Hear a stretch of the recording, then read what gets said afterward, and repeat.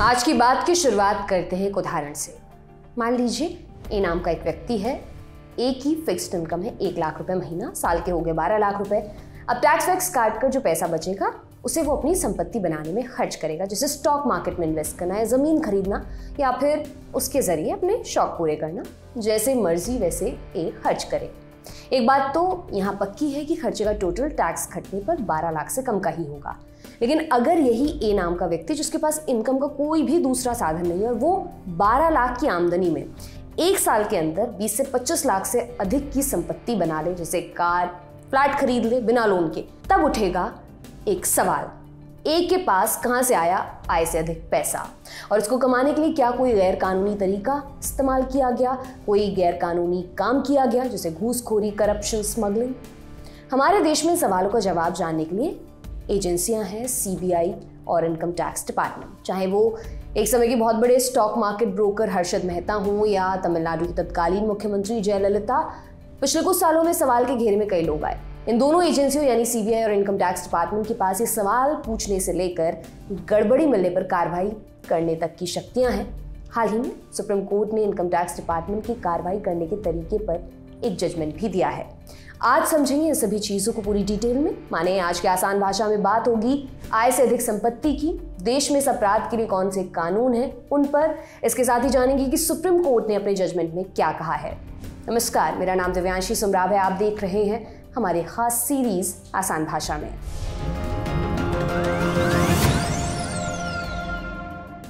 आपने आय से अधिक संपत्ति का मोटा माटी मतलब समझ लिया। इससे पहले कि हम इसकी टेक्निकलिटीज में जाएं, आपको एक हाई प्रोफाइल किस्सा सुनाते हैं। मामला है तमिलनाडु की तत्कालीन सीएम जयललिता का। साल 1996 चेन्नई की अदालत में सुब्रमण्यम स्वामी ने जयललिता के खिलाफ एक शिकायत दर्ज की। शिकायत क्या थी? सुब्रमण्यम स्वामी का कहना था कि जयललिता के पास उनकी इनकम से अधिक संपत्ति है। इस मामले में जयललिता के साथ उनकी सहयोगी शशिकला, वीएन सुधाकरन और शशिकला के रिश्तेदार जे इलावर्सी को आरोपी बनाया गया। 1996 में शुरू हुए इस मामले में स्पेशल कोर्ट ने 2014 में अपना फैसला सुनाया। 27 सितंबर 2014 को स्पेशल कोर्ट ने जयललिता को दोषी करार देते हुए 4 साल की सजा सुनाई, साथ ही उन पर 100 करोड़ का जुर्माना भी लगाया। लिहाजा एक सिटिंग चीफ मिनिस्टर रहते हुए उन्हें अपने पद को छोड़ना पड़ा। फिर जयललिता ने जमानत के लिए कर्नाटक हाईकोर्ट का दरवाजा खटखटाया। हाईकोर्ट ने बेल देने से मना कर दिया। इसके बाद जयललिता ने सुप्रीम कोर्ट का दरवाजा खटखटाया और 17 अक्टूबर 2014 को उन्हें सुप्रीम कोर्ट से बेल मिल गई। बाद में 11 मई 2017 को कर्नाटक हाईकोर्ट ने जयललिता को आरोपों से बरी कर दिया।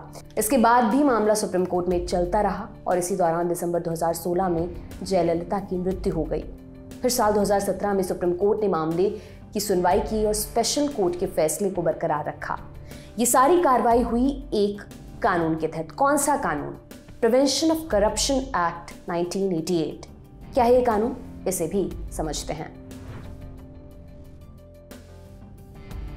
प्रिवेंशन ऑफ करप्शन एक्ट 1988 को सरकारी संस्थाओं और पब्लिक सेक्टर में फैले हुए करप्शन को रोकने के लिए लाया गया था। ये एक्ट कहता है कि अगर किसी लोक सेवक के पास उसकी कमाई के ज्ञात सोर्सेस से ज़्यादा धन संपत्ति तो उसे क्रिमिनल एक्ट माना जाएगा। किसी व्यक्ति को इस एक्ट के दायरे में लाने के लिए 3 मानक हैं।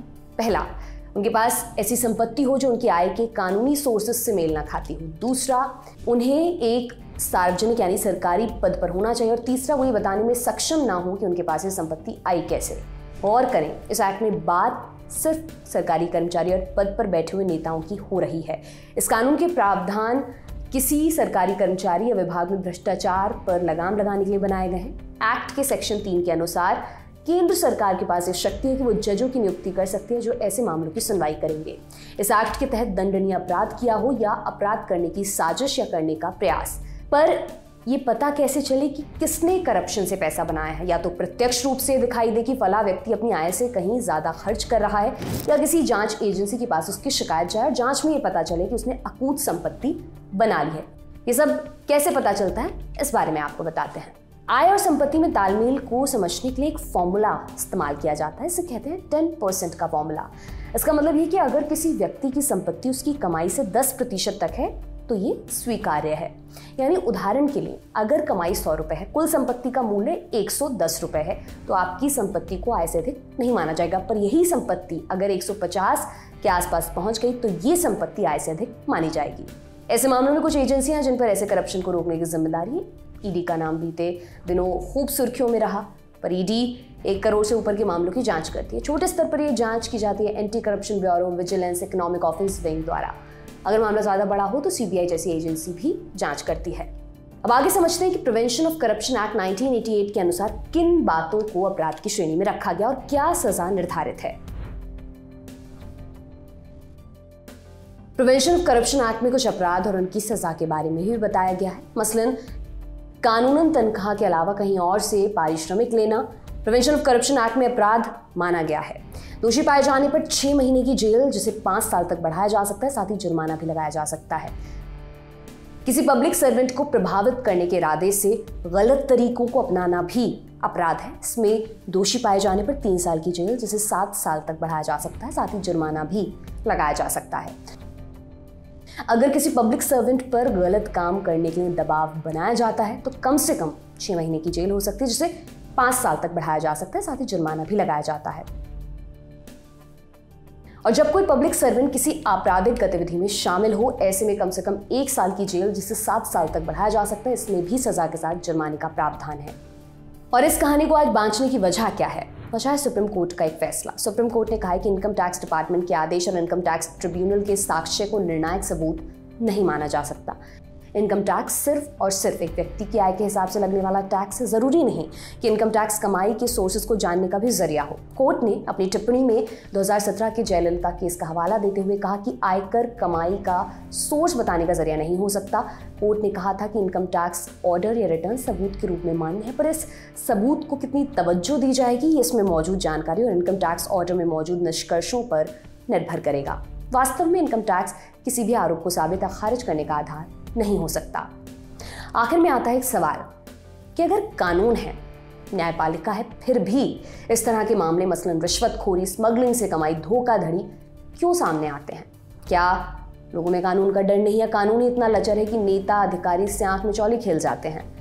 आय से अधिक संपत्ति के मामले अधिकतर जांच के बाद ही दर्ज किए जाते हैं। अमूमन ऐसे मामलों में गिरफ्तारी सबसे आखिरी उपाय होता है, लेकिन जहां रैंडम हुई किसी चेकिंग के दौरान आय से अधिक संपत्ति का केस दर्ज हो और बाकी एसेट्स का पता लगाने के लिए इंटेरोगेशन की जरूरत है तो गिरफ्तारी भी की जाती है।